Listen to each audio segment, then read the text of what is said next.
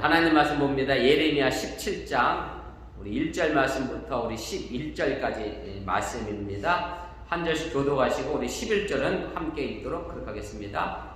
유다의 주는 금강석 끝 철필로 기록되되 그들의 마음 판과 그들의 제단불의 세계조건을 그의 자네가 높은 언덕이 푸른 나무 끝에 있는 그 제단들과 아세라들을 생각한다.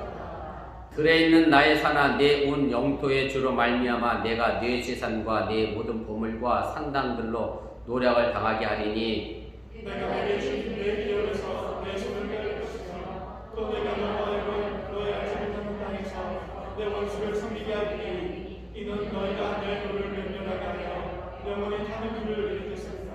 여호와께서 이와 같이 말씀하시니라. 무릇 사람을 믿으며 육신으로 그의 힘을 삼고 마음이 여호와께서 떠난 그 사람은 저주를 받을 것이라. 그는 사마리아 떨기나무에 가서 좋은 일이 오는 것을 보지 못하고 강야 건조하고 건건한 땅 사람이 살게 하는 땅에 살리라. 그러나 무릇 여호와를 의지하며 여호와를 우려하는 그 사람은 복을 받을 것이라. 그는 물가에 심기의 나무가 그 뿌리를 강건히 멋이고 더위가 올지라도 두려워하지 아니하며 그 입이 청창하며 그 가문은 해에도 걱정이 없고 열심히 그치지 아니하며 만물보다 거짓되고 심히 부패한 것은 마음이라. 누가 등이 이를 알리오마는 나 여호와는 신장을 잡고 temp을 싫어하고 각각 그의 행위와 그의 행실대로 보응하느니 불의로 치부하는 자는 자고새가 낳지 아니한 알을 품은 것 같아서 그의 중년에 그것이 떠나겠고 마침내 어리석은 자가 되리라. 아멘. 이 시간 하늘문 성가대 특별 찬양 읽겠습니다.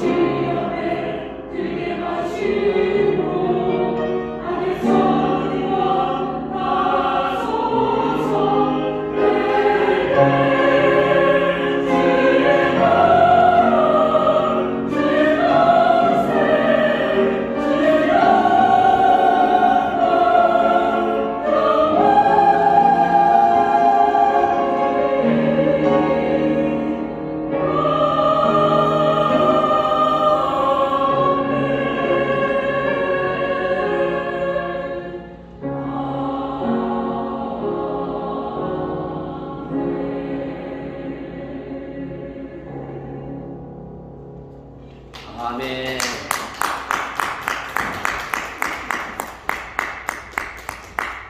귀한 찬양에 감사를 드립니다.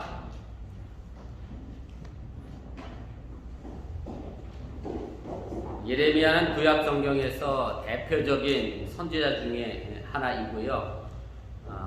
역사적으로 보면 남유다 요시야 왕 13년부터 활동을 했습니다. BC 622년에 예언자로 부름을 받아서 BC 586년 남유다가 예루살렘이 멸망할 때까지 40년 동안 활동했던 선지자가 예레미야입니다.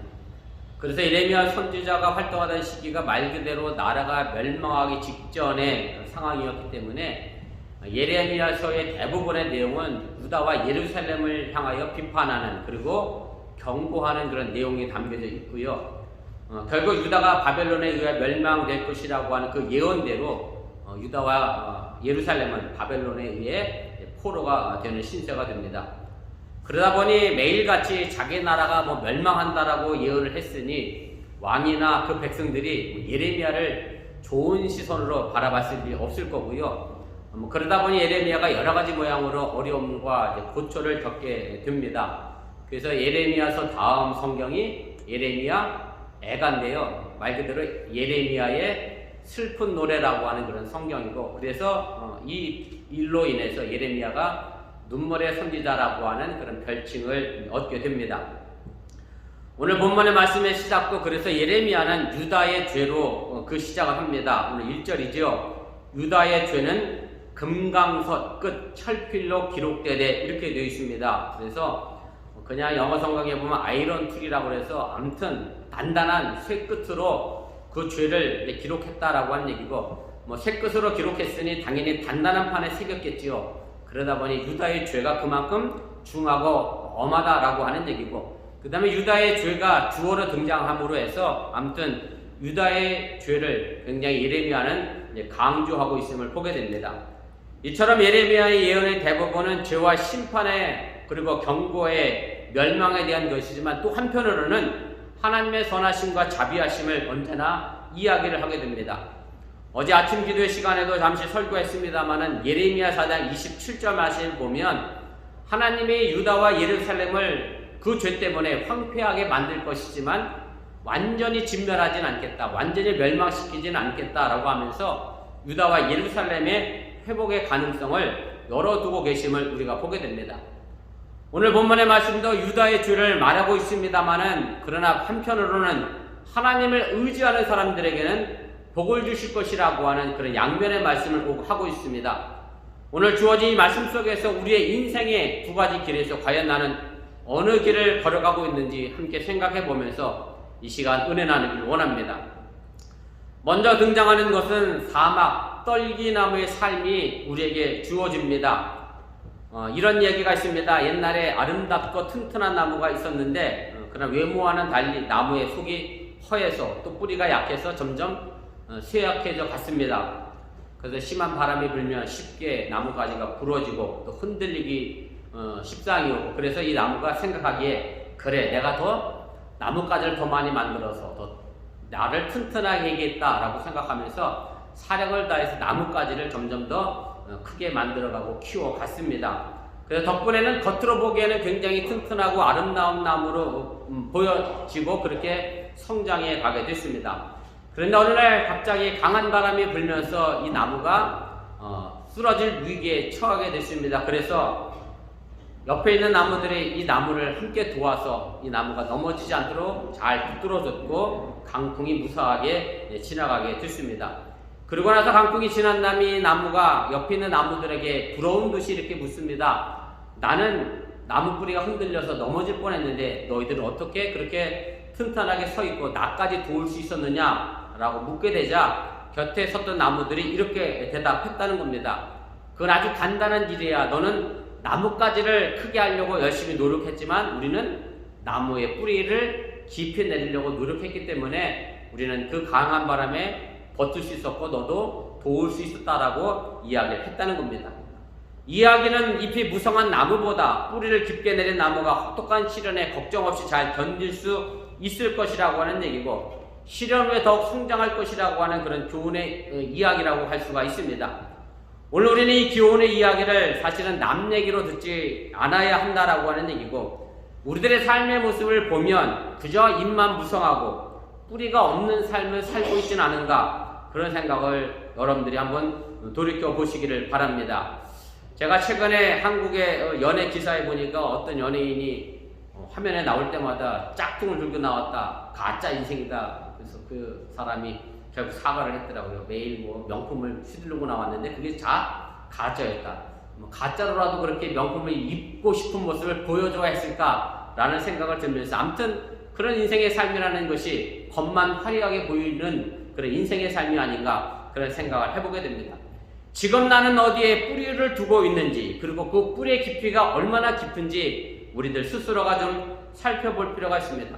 사실 우리의 마음의 뿌리가 깊게 내려가 있지 않으면 우리는 남의 말 한마디에 쉽게 그 말을 따라가게 되어 있고요. 또 남의 말 한마디에 사실 우리들의 속이 뒤집어져서 부화가 나기도 하고 화가 나기도 하고 짜증도 나는 것이 우리의 삶의 모습이라 하는 얘기입니다. 아마 모든 암 환자들이 그렇겠습니다만은, 저도 암을 수술하고 항암 치료를 할 때 여기저기서 좋다는 게 왜 그렇게 많은지 모르겠어요. 이것도 좋다, 저것도 좋다. 속된 말로 약을 파는 사람들이 암 환자 주변에는 넘쳐나고 암병동 주위에는 넘쳐납니다. 그래서 그 암 환자가 가족이 잘 구별하고 선별해야 자신의 건강을 지켜낼 수 있는데, 저랑 같이 항암 치료를 했던 형님이 계세요. 수의사 하셨던 형님인데 5살보다 많았는데, 그분은 병원실에서 꼭 마시는 물이 하나 있어. 여러분 한국에서 아마 한 번쯤 보셨을 것 같아. 더부살이라기도 하고 겨우살이라고 해서 나무에 이렇게 덧붙여서 자라는 거 있잖아요. 그게 암에 좋다고 그래서 그걸 사다가 그 끓인 물을 계속 드시더라고. 그래서 그 덕분에 뭐가 비싸지겠어요. 예, 더부살이 채취하는 사람들이 늘어나서 더부살이 값이 엄청나게 비싸게 팔렸던 그런 경험이 있습니다. 사실 암 환자나 그 가족이 분명한 기준을 세우지 않으면 말 그대로 이 말 저 말 듣고 먹다 보면 약을 한 사발 먹게 되는 그런 상황이 생기게 됩니다. 그때 저를 입원시키고 도와주셨던 광림교회 의사 장로님이 제게 이런 조언을 해주셨어요. 목사님, 이런저런 얘기가 많이 들릴 텐데 차라리 그런 거 사드실 바에는 그 돈 아껴서 양질의 좋은 고기를 사드시는 것이 항암 치료에 훨씬 도움이 됩니다. 이렇게 조언을 하신 적이 있습니다. 그다음에 항암 치료할 때 저희 부부가 이제 분명한 기준을 세웠고, 세운 것만 먹었고, 다른 일체는 이제 거들떠보지도 않았고요. 뭐 건강 보조식품을 주셨던 여러분들이 있는데 죄송하지만 제가 부모님들에게 나눠드리고 일가 친척들에게 다 나눠드렸던 그런 적이 있습니다. 이런 얘가 어떨지 모르겠습니다만은, 옆집 아이가 공부를 잘한다, 아니면 아무개 남편이 뭐 돈을 잘 번더라, 뭐 이런 말에 내 아이에게 막 짜증이 나고 신경질이 나고, 왜 너는 학원도 가고 모두 하는데 왜 쟤보다 공부를 못하냐, 이렇게 짜증을 내거나, 아니면 남편에 대한 사랑이 확 식어버리면 내 뿌리는 분명 잘못 내려져 있다라고 판단하시면 틀리지 않을 것이라 생각이 듭니다.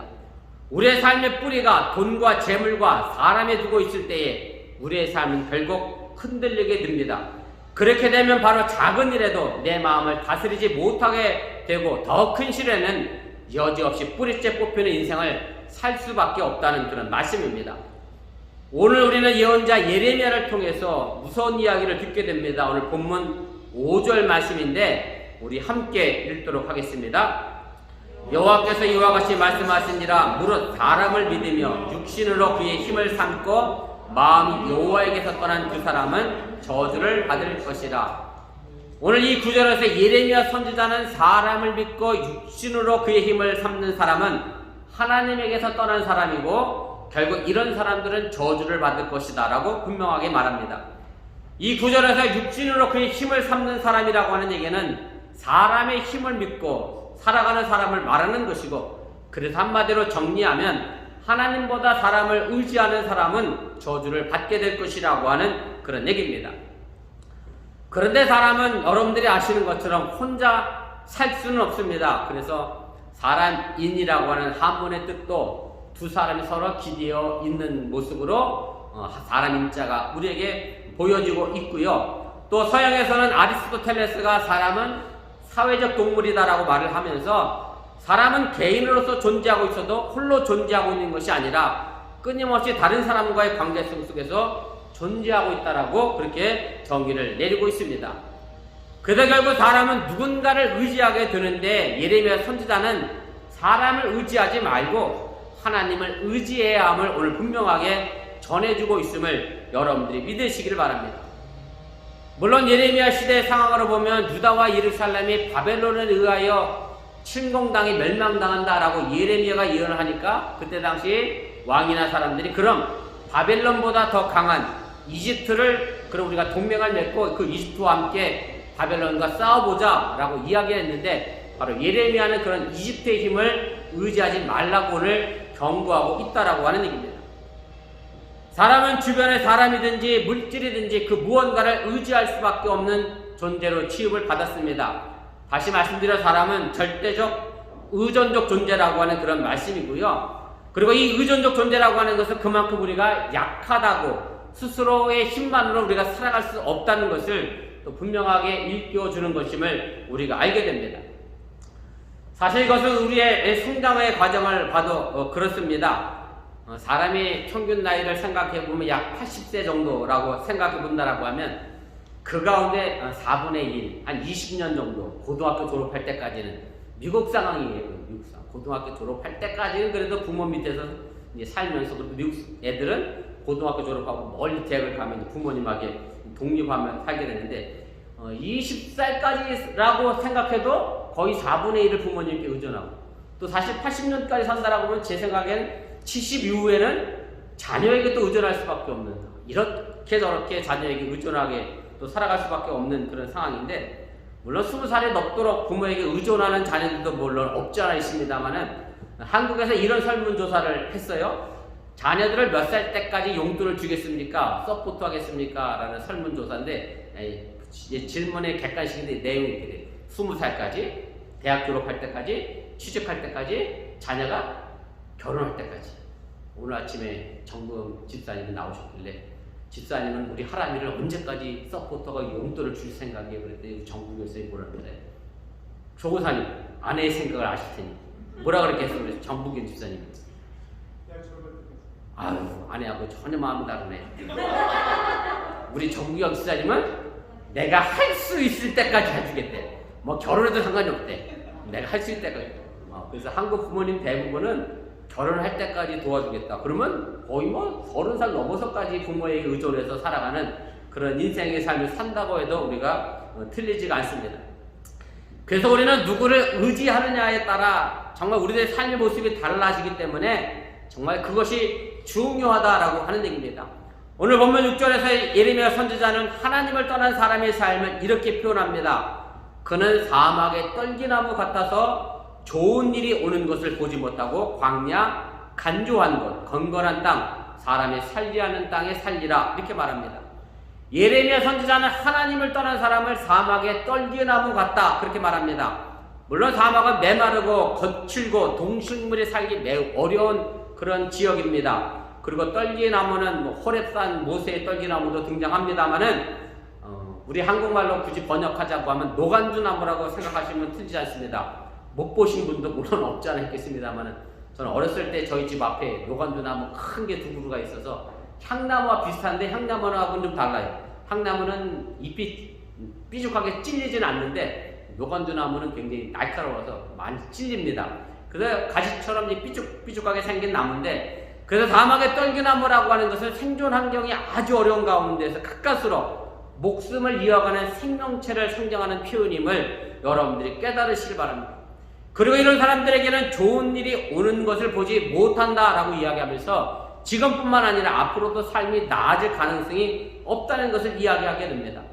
결국 사람을 의지하는 사람에게는 삶 자체가 매우 고달프고 힘이 든다는 것을 말씀하고 있음을 여러분들이 기억하시기를 바랍니다. 그렇다고 해서 사람이 살면서 사람이나 물질을 의지하거나 가져서는 안 된다라고 하는 말은 절대 아닙니다. 이것은 사람을 창조하신 하나님의 뜻과도 상반되는 이야기이기 때문에 그렇습니다. 하나님이 아담을 만드시고 아담이 외로워 보이니까 누굴 만드셨어요? 하와를 만드셔서 둘이 짝을 한 가정을 이루어 주셨기 때문에 사실 사람은 이렇게 관계성을 맺어가도록 하나님이 창조를 하셨습니다. 그래서 제가 드리고자 하는 말씀은 뭐냐면 사람을 의지하거나 사람의 힘을 의지하는 사람들은 저주받게 될 것이다 라고 하는 얘기는 사람이나 물질을 하나님처럼 떠받들거나 숭배하거나 경배하지 말라고 하는 의미지, 우리가 아예 그들을 관계를 끊고 살라고 하는 말의 의미는 여러분들이 결코 아님을 여러분들이 깨달으시기를 바랍니다. 사람은 아무리 능력 있는 존재라 할지라도 그 근본은 흙으로 지어진 존재이기 때문에 흙으로 돌아갈 수밖에 없습니다. 돈이라고 하는 것은 사람의 편리함을 위해 하나님이 우리에게 주신 것이지, 우리가 그 돈을 섬기고 우리가 그 돈을 경배하고 그들을 우상숭배하며 쫓아가라고 우리에게 주신 것이 아니라고 하는 사실 또한 여러분들이 기억하시길 바랍니다. 오늘날 많은 기독교인들이 하나님을 믿는다고 하면서 오히려 사람이나 사람의 힘에 기대는 경우가 있음을 보게 됩니다. 그렇게 되면 결국 사막의 떨기나무처럼 우리가 살아가게 됩니다. 사람의 힘을 의지하는 사람들은 옳지 못한 방법으로 자신들의 안녕과 물질과 재물을 얻기 위하여 노력하게 되고, 이렇게 노력하지만 그것 또한 곧 이내 사라지게 된다는 사실 또한 여러분들이 잊지 마시길 바랍니다. 사람이나 사람의 힘을 하나님 대신 의지하거나 섬기지 않기를 주님의 이름으로 간절히 부탁을 드립니다. 두 번째로는 물가의 신기한 삶의 모습이 등장합니다. 오늘 예레미야가 앞서 말씀했던 것처럼 유다 백성들과 예루살렘 사람들에게 이 멸망을 이겨내기 위해서는 사람이나 물질이나 권력을 의지하지 말 것을 예언하면서 오늘 7절에 보면 하나님을 의지하는 사람에게 희망의 메시지를 전달하고 있음을 보게 됩니다. 오늘 7절입니다. 그러나 무릇 여호와를 의지하며 여호와를 우려하는 그 사람은 복을 받을 것이라. 예레미야 선지자는 5절에서 사람을 의지하는 사람은 저주를 받게 되지만 그러나 하나님을 의지하는 사람은 복을 받을 것이다 라고 말씀하면서 누구에게 의지할 것인가, 사람에게 의지할 것인가, 하나님을 의지할 것인가 선택할 것을 우리에게 가르쳐 주고 있습니다. 그리고 하나님을 의지하는 사람은 오늘 8절에 보면 물에 신규 나무라 그렇게 말합니다. 그는 물가에 심어진 나무와 그 뿌리를 강변에 뻗치고 더위가 올지라도 두려워하지 아니하며 그 입이 청청하며 가무는 해에도 걱정이 없고 결실이 그치지 아니함 같으리라 그렇게 말씀합니다. 참 소중한 말씀이고 우리에게 희망이 되는 말씀임을 여러분들이 믿으시기를 바랍니다. 사실 저희가 살고 있는 이 알라바마는 여름에도 비가 잘 오고 겨울에도 비가 잘 와서 물가에 나무가 있든 없든 별 상관없이 나무가 잘 자라고 울창하게 자랍니다. 그런데 팔레스틴 지역은 여름에 오히려 건기예요. 여름에 비가 안 오고 겨울에 비가 옵니다. 그렇기 때문에 물가에 심겨진 나무와 물가에 심겨지지 않은 나무는 엄청난 차이가 있습니다. 여름에 차라리 그래도 무기가 되면 그래도 뜨거운 태양이 내려진다 할지라도 비가 오니까 견뎌내겠지만 여름에 비도 안 오는데 태양도 내려지니까 그 더위가 얼마나 나무에게는 무서울 수밖에 없겠느냐라고 하는 얘기고, 그래서 물가와 물가가 아닌 곳의 나무 차이가 아주 클 수밖에 없음을 우리가 생각해보면 이 물가에 심겨진 나무의 인생의 삶의 모습이 얼마나 편안하고 풍성한지를 우리가 쉽게 짐작하게 된다라고 하는 얘기입니다. 이 더위가 우리의 인생에 적용을 시켜본다라고 하면 우리 인생에도 찾아오는 시련과 어려움이 분명히 있습니다. 정도의 차이는 있지만 우리 모두에게는 시련과 어려움이 있습니다. 그리고 실제로 그런 시련과 어려움 때문에 쓰러지고 실패하는 사람도 우리가 종종 보게 됩니다. 그러나 우리 그리스도인은 그리스도라고 하는 물가에 심겨진 사람들입니다. 그리고 바로 이런 사람들은 예수 그리스도와 함께 죽었다가 다시 살아나는 삶을 산다는 사실을 여러분들이 믿으시기를 바랍니다. 로마서 6장 5절 말씀입니다. 우리 함께 읽어보겠습니다. 만일 우리가 그의 죽으심과 같은 모양으로 연합한 자가 되었으면 또한 그의 부활과 같은 모양으로 연합한 자도 되리라. 그래서 우리의 인생이라고 하는 것은 하나님을 의지하게 되면 다시 죽었지만 살아나게 된다는 사실을 여러분들이 잊지 마시기를 바랍니다.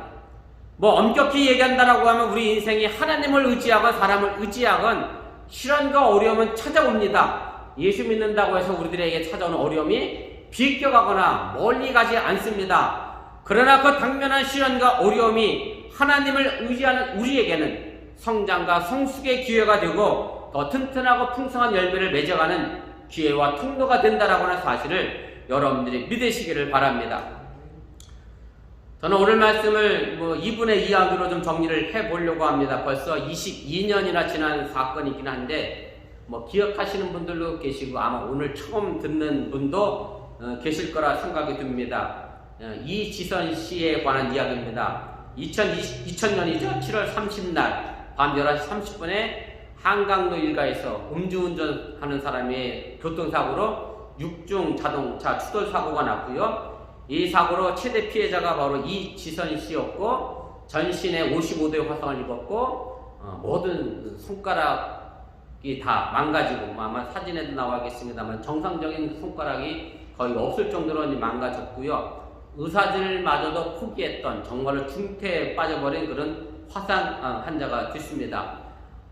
그때 당시 23살 이화여자대학교 4학년 유아교육과를 다니고 있던 그런 친구였는데 그리고 나서 거의 일상적인 삶의 모습을 살아갈 수 없는 그런 중환자였지만 여러 번의 수술을 통해서 그래도 퇴원해서 일상적인 삶의 모습을 이제 살아가게 됩니다. 그리고 3년 뒤에 KBS 인간극장이라고 하는 곳에서 이 이지선 씨의 양행을 이제 소개하면서 어떻게 살아가고 있는지를 소개했던 적이 있습니다. 그리고 이 사건 이후죠. 5년이 지난 다음에 이지선 씨가 이화여자대학교를 졸업하고 2005년도에 미국으로 유학을 떠납니다. 그리고 보스턴 대학교에서 재활 상담학을 공부했고요. 콜롬비아 대학에서 사회복지학을 공부했고 UCLA에서 사회복지학으로 박사학위를 받고 지금은 한동대에서 교수로 재직 중에 있습니다. 제가 이지선 씨를 소개하는 것은 그의 자서전에 보면 지선아 사랑이라고 하는 자서전이 있습니다. 그 책 내용을 잠시 소개하려고 제가 이분에 관한 이야기를 이렇게 길게 했습니다. 좀 길지만 여러분들이 이지선 씨의 생각을 좀 해보면서 이 자서전의 이야기를 좀 경청해 주셨으면 좋겠습니다. 저는 짧아진 8개의 손가락을 쓰면서 사람에게 손톱이 얼마나 중요한 것인지 알게 되었고 1인 10역을 해내는 엄지손가락으로 생활하고 글을 쓰면서는 엄지손가락을 온전히 남겨주신 하나님께 감사했습니다. 눈썹이 없어 무엇이든지 여과 없이 눈으로 들어가는 것을 경험하며 사람에게 이 작은 눈썹마저 얼마나 필요한 것인지 알았고 막대기 같아져 버린 오른팔을 쓰면서 왜 하나님이 관절이 모두 구부러지도록 만드셨는지 손이 귀까지 닿는 것이 얼마나 중요한 일인지 깨달았습니다. 온전치 못한 오른쪽 귓바퀴 덕분에 귓바퀴라는 게 귀에 물이 들어가지 않도록 하나님이 정교하게 만들어주신 거라는 사실을 알게 되었고 잠시지만 다리에서 피부를 많이 떼어내 절뚝절뚝 걸으면서는 다리가 불편한 이들에게 걷는다는 일 자체가 얼마나 힘든 것인지 느낄 수 있었습니다. 무엇보다 건강한 피부가 얼마나 많은 기능을 하는지 껍데기일 뿐 별것 아니라고 생각했던 피부가 우리에게 얼마나 소중한 것인지 알게 되었습니다.